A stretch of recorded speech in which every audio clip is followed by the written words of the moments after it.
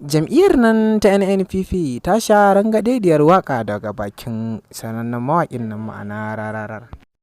Ga cikakken bidiyon tare da wakilanmu.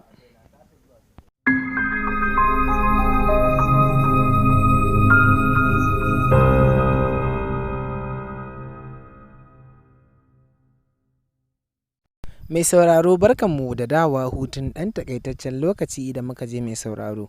Mun gode da bibiyar mu da ake. Mai sauraro don Allah muna roƙarka idan wannan shine shigowarka ta farko wannan tasha tamu mai albarka. Kada ka manta ka yi mana subscribing ta yace za ka rinka samun labarai da kuma makamantan bayanai da zarar mun ɗaura. Shahararren mawaƙin siyasan nan ma'ana Dauda Kahutu Rarara. Mai sauraro ka sani a baya shekaru da suka gabata mawaƙin ya soma waƙarsa ne a kan shahararren ɗan siyasan nan gwamnan Kano ma'ana Shekarau. Bayan faruwar hakan ya juya akalarsa ga zuwa Kwankwaso. To bayan faruwar hakan kuma a yanzu mun ƙara samunsa ya koma kacokam jam'iyyar APC a yayin da yake waƙe Dr. Abdullahi Umar Ganduje da kuma kacokam ɗin shugabantar jam'iyyar ma'ana General Muhammadu Buhari.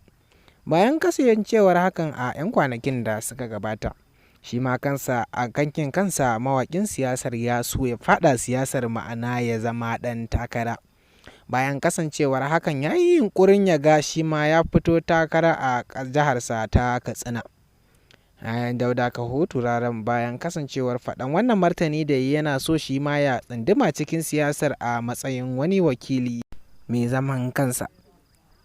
Bayan faɗar wannan magana da wannan shahararren mawaƙi ya yi Dauda Kahutu Rarara ya ja baya wajen rerawa sauran abokan zaman nasa ma'ana 'yan siyasa waƙoƙi. Ganin cewar shi ma lokacin fara cin gashin kansa ya zo shi yasa ya saurara da rubutawa da kuma rerawa wayannan gagan 'yan siyasa waƙoƙi.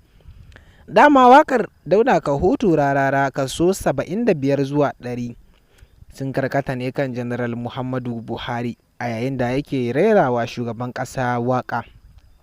Sauran kaso 25 ɗin ne yake rabawa gwamnoni da kuma ministoci da sanatoci. To bayan faruwar hakan gaba ɗaya ma ya ja baya, to shine mutane suke jiran wannan shahararren mawaƙin siyasa ma'ana Dauda Kahutu Rarara. Shin mai sauraro zai faɗi wadda zai yi nan gaba, shin a wani mataki yake, shin zai faɗa siyasar ne gadan-gadan ko kuma zai ci gaba da bautawa 'yan siyasar?